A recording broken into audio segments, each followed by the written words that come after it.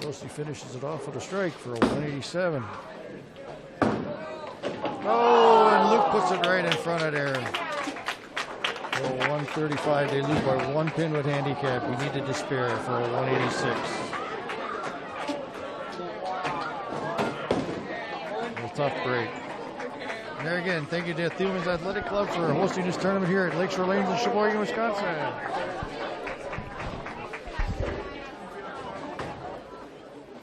We're all just trying to keep things running for those who rely on us. Ready? That's why we don't have time to be sick with the flu. And especially this year, no one has time to get sick. Get a flu shot for yourself and those around you too. All right, winning the championship in Division II, they are Izzy Anderson, Sadie Anderson, and Luke Kilgore. They have won $400 of scholarship each. And winning the grand champions, they won Division I and the grand champion tournament. It's Josie Parr, Zach Zaromsky, and Amber Thompson.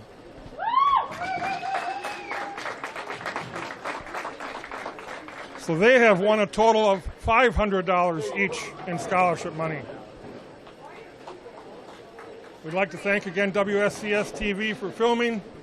It's great to have you here, and see you again next year. Thank you very much.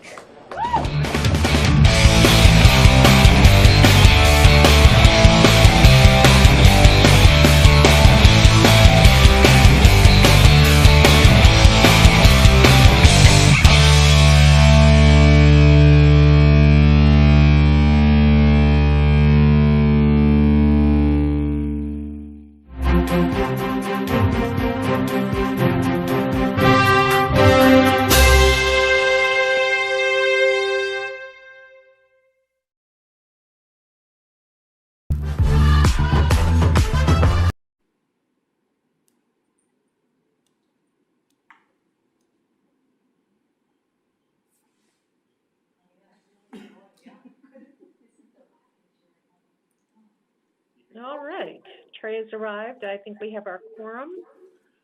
And I am going to call the meeting to order and ask that you join me in the Pledge of Allegiance. I pledge allegiance to the flag of the United States of America and to the republic for which it stands, one nation, under God, indivisible, with liberty and justice for all.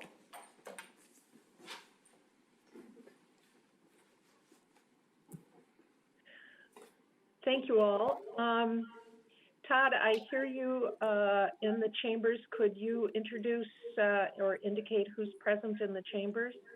Yes, ma'am. We have Vicki Schneider, Chad, Lori Serkey, and Carrie Ahrens. All right, very good. Our next order of business is a motion to approve the minutes of January 11th. Move to approve. Second.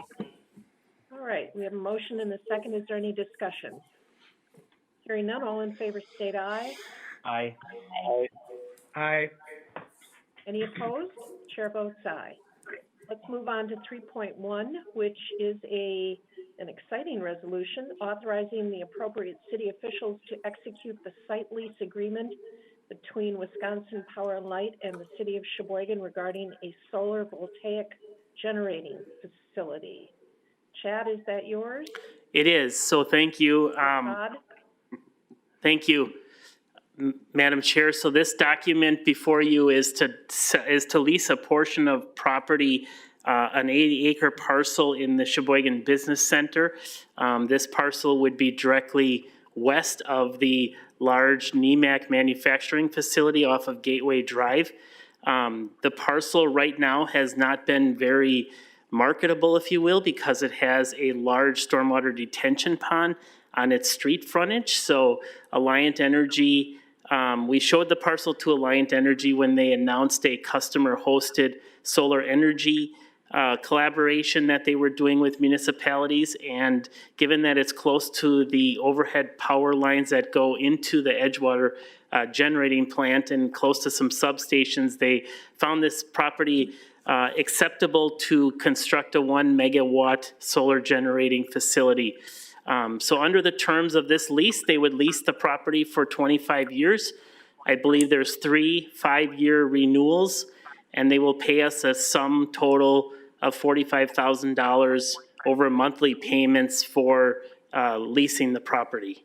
So everything else has been worked out between the city attorney's office and their attorneys, and finds it acceptable to move forward. All right, questions for Chad? Madam Chair, I've got a question. Sure. Thank you. Hey, Chad, can you go over the payment schedule again one more time? Was that $45,000 over the 30-year time span or 25-year time span? Was that $45,000 a year? It's $45,000 a year, which will be paid out in equal payments over 12 months. I think there might be an escalator in there after a few years for changes, but it's at $45,000, $46,000 right now. Thank you. Madam Chair, I've got a question. It was a 20-year lease, renewable 3 times? It's a 25-year lease, renewable 3 times in 5-year increments. Got it. Thank you. Jim? thank you, Madam Chair. Chad, I'm having trouble visualizing exactly where this is going to be. And you said NEMAC. That's not the NEMAC plant across from Acuity, is it? No, it's NEMAC's main manufacturing plant that's in the Sheboygan Business Center. So Barron's Parkway and Gateway Drive would be the intersection where this parcel would be. So if I'm driving down South Business Drive and I look over to the right when I get out of the business park area, I'm not actually going to be able to see it from South Business Drive? You are not going to be able to see it from South Business Drive, but you will be able to see it from South Taylor Drive or I-43. Okay. All right. Thank you. One other thing, just wanted to touch base with Attorney Adams. Chuck, you're completely comfortable with this agreement. I read it over in some detail yesterday, and I didn't really have any questions. It's very lengthy, but you're very comfortable with all of the details of it? Yeah, we spent a significant amount of time going back and forth on some things, and they were very cooperative. So, thank you. Other comments, questions? No, this is terrific. So we need a motion to recommend that we execute the SAAS. Nope, I'm on the wrong. Sorry about that. I'm on the wrong. Action item. So we are looking for a motion to execute the site lease agreement between Wisconsin Power and Light and the city. Is there such a motion? I'll move. Chair. All right. And did I hear a second? Either one, Robert or myself, had that, the first or the second. Is there any other discussion? Hearing none, all in favor state aye. Aye. Aye. Any opposed? Chair votes aye. Very good. Moving along to the SAAS service agreement. 3.2 is a resolution authorizing the Director of Planning and Development to execute the SaaS services agreement between Venovate for neighborly software. Todd, is that yours? Actually, Chad will talk a little bit, and then I'll come in at the end. Okay. Thank you, Madam Chair. So this is to implement some software that the city administrator alluded to in his State of the City address. This software will be used between the finance department and city development. and it'll be used primarily to administer the Community Development Block Grant program that we get from HUD on a yearly basis. So this started out as looking at the options of trying to find some better loan tracking software, because as a city administrator alluded to in his presentation, we're trying to get loans and other things off of the AS400. So the plan was to look for some loan tracking software, and as we were going through interviewing vendors, the group thought that it made sense to look at it for a little bit wider piece than just loan tracking software, but to look at it for tracking all of the demographic data, all of the loans and different things that we do with the Community Development Block Grant Program. So this software is specific to CDBG funds. This software has an import to the federal system, so we don't have to double enter all the demographic and income data that we do on a daily basis. And it'll also allow us to track public service applicants, public facility projects, loans, environmental reviews, all the federal stuff that we go through on a daily basis, and right now are pretty much managing on spreadsheets and with paper files. So the goal is to make this more real time, particularly for the loan tracking piece, so that our loan applicants can get to the loan history online and see where their loan stands, and they can also request payoffs and different things and kind of manage their loan portfolio without always having to come through the finance or city development departments. So we'll fund this with CDBG federal dollars on a yearly basis, and it'll streamline the operations of how we do things today between the city finance department and the city development department. All right, questions for Chad or Todd? Do you want to go ahead first? Thank you, Madam Chair. I just wanted to kind of point out to the committee that, as Chad had pointed out, this is going to be a great asset for city development and for the finance department. As I had stated in the State of the City, we are looking to utilize technology to improve our processes. This is one of those processes that, as a past alder, looking at our finance and personnel, talking about loans, this is one of those opportunities where we're going to get it off the AS400. We're going to be able to modernize it. We're going to be able to extend the services that it actually covers, as Chad had alluded to. And we're going to be able to use technology to improve our processes. And it's a collaboration between development and the finance department. So this is a really good example of how we're going to use a technology to bring the development department in with finance and be able to take care of our constituents at a much, much higher level. They can even set themselves up so that they can go online if they choose to. And with a username and password, they'll be able to actually look at their loans that they have with the city. So I'm hoping to have support from the committee and the council and move forward on this software. Thank you. Questions, Bert? I have a question. We've heard so much about Munis. Does it make sense to have a distinct set of software for development and loans off of the Munis platform? Now, I'm sure you vetted up the yin-yang, but just describe why. I can explain that, Madam Chair.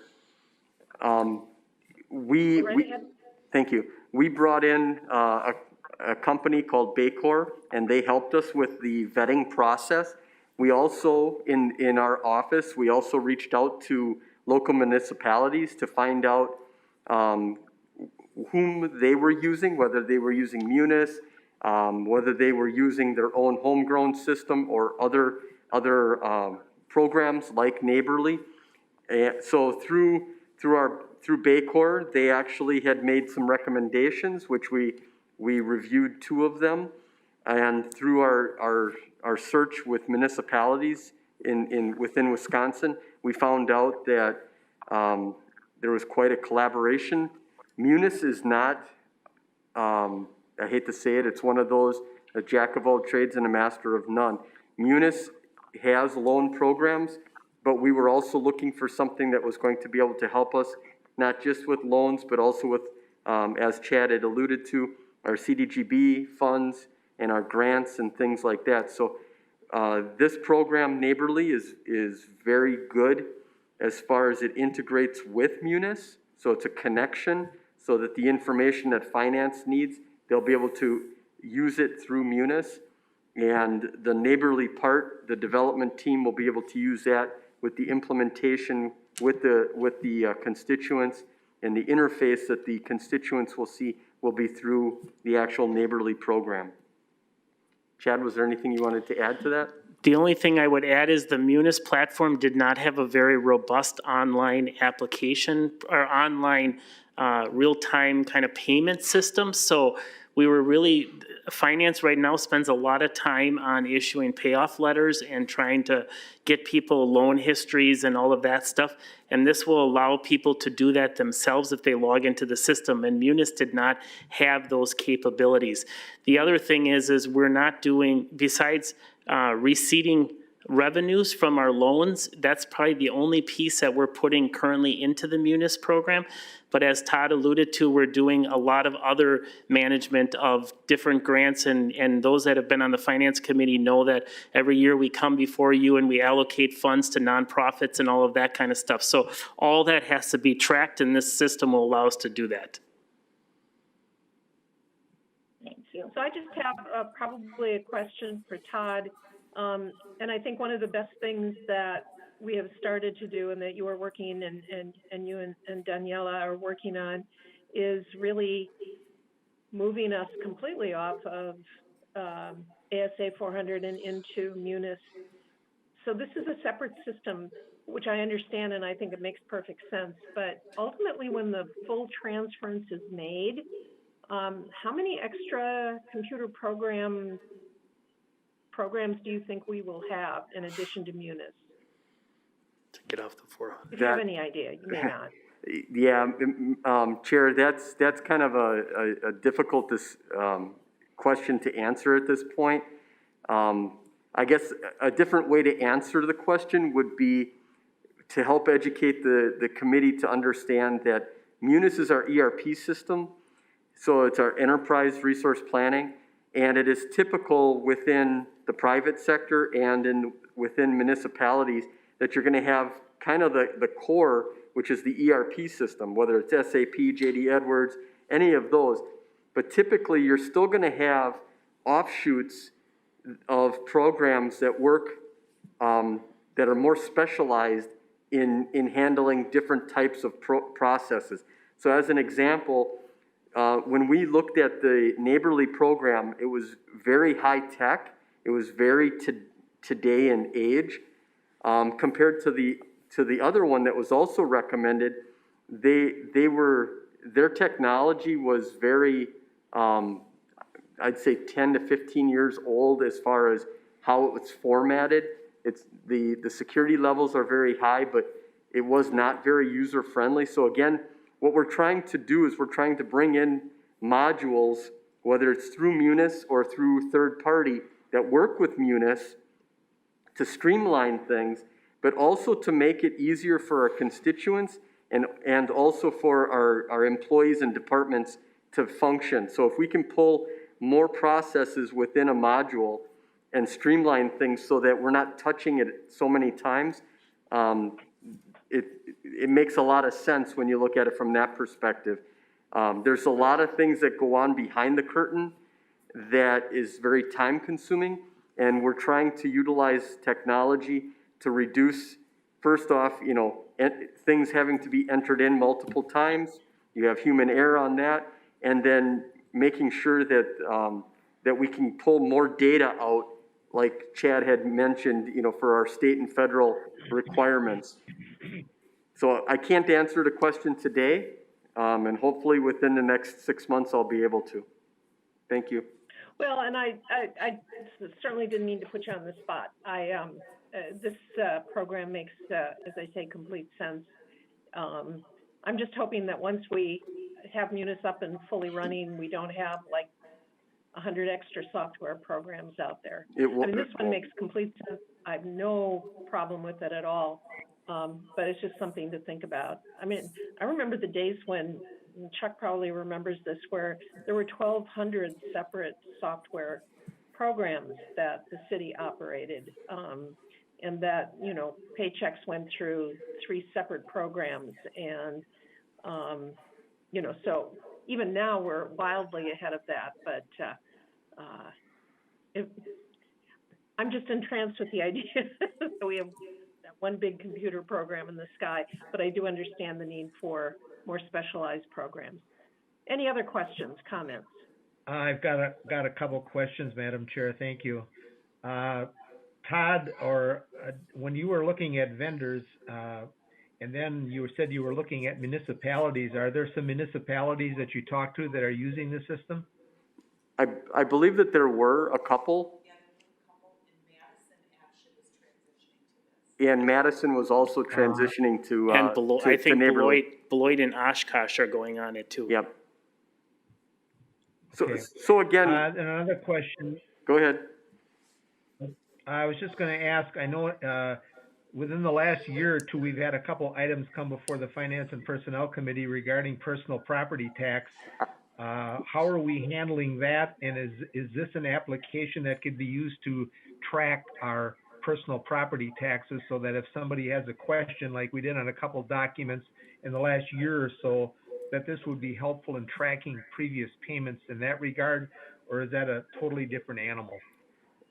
Jim, that is a totally different animal. I would be doing a cartwheel if I could actually have personal property controlled under neighborly. And I'm not good at cartwheels. The point is that we are trying to bring in, as you know, different programs that specialize in things like, you know, like personal property. That is on our list, and that's next in the sites to be addressed. But neighborly does not address that situation, and that's really a municipal program. I thought maybe we could sneak that in there for that 14 grand or whatever we're paying. So I agree. We both would be doing cartwheels then. I want to see Todd do a cartwheel. Yeah. But, I would just like to say, from the development side of this equation, it would be delightful to be able to key in XYZ, ABC, 1, 2, 3, and have a report, because we have struggled with those things in the past. So anything that helps us track our money and keep the feds happy, I'm happy too. Thank you. Any other comments, questions? I'll make a motion to approve, Madam Chair. All right, so this is I'll second that. motion to execute the services agreement with Venovate, Inc. We have a motion and second. Is there further discussion? Hearing none, all in favor state aye. Aye. Aye. Aye. Any opposed? Chair votes aye. All right, let's move on to 3.3, which is a notice of claim from Kaylee Ridenor. Chuck? So this is just before you in order to file. This was merely a notice of claim, and the time has passed for her to file her claim, and so the matter can be filed as she has not done so. Do we have a motion to file? So moved. And a second? All right, we have a motion and second. Any discussion? Hearing none, all in favor state aye. Aye. Aye. Aye. Any opposed? Chair votes aye. All right, moving down to 3.4, which is a resolution authorizing the city to execute an agreement, an amendment to the offer to purchase with Martin's Trilling True Value regarding the closing date. Chad, I assume that's yours? Yes, thank you, Madam Chair. So this is, you've seen this document before. This is a parcel of land that the city owns around Keel's auto repair shop just south of Trilling Hardware.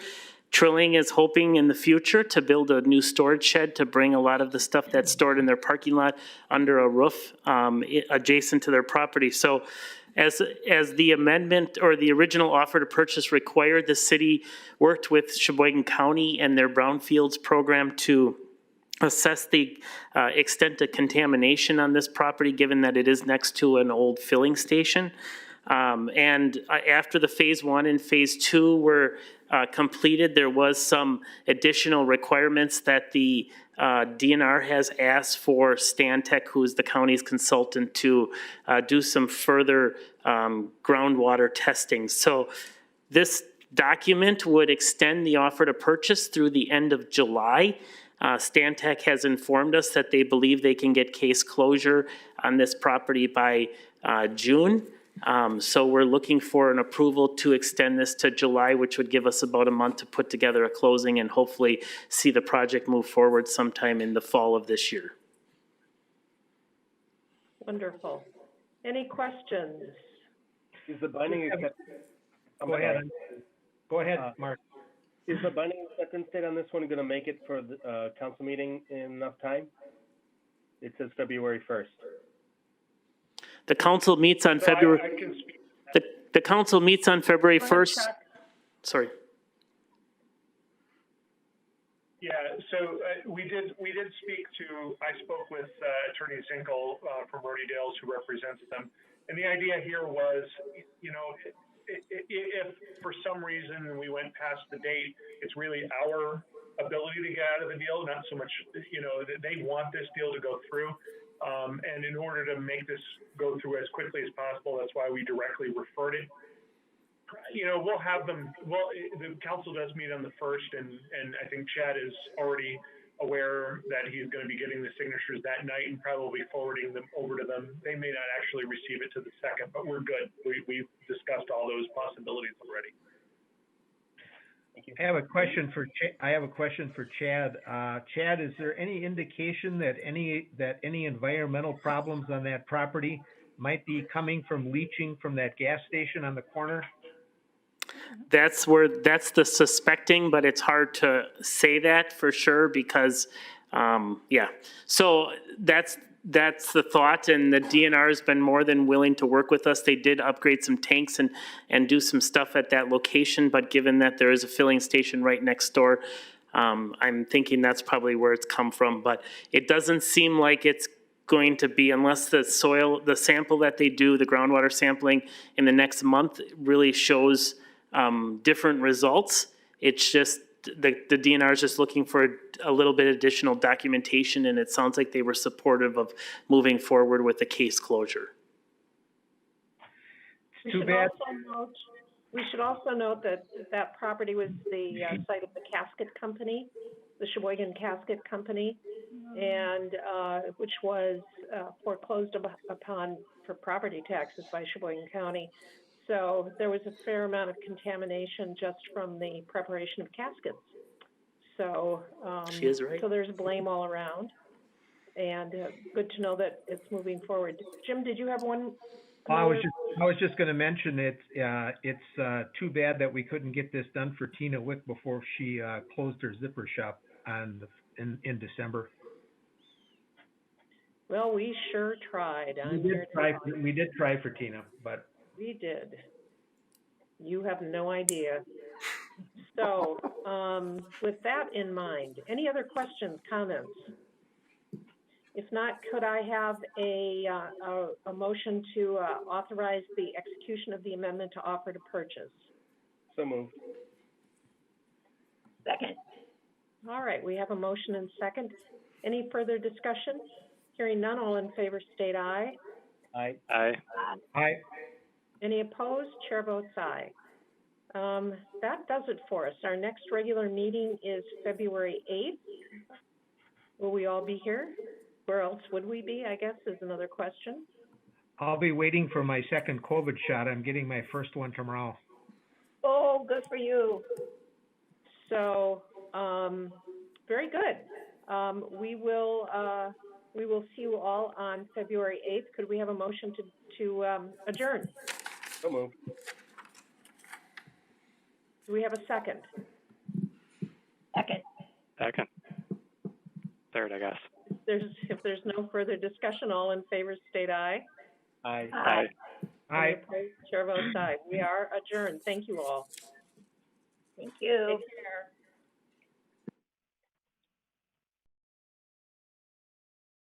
And to get a power sharing agreement in place,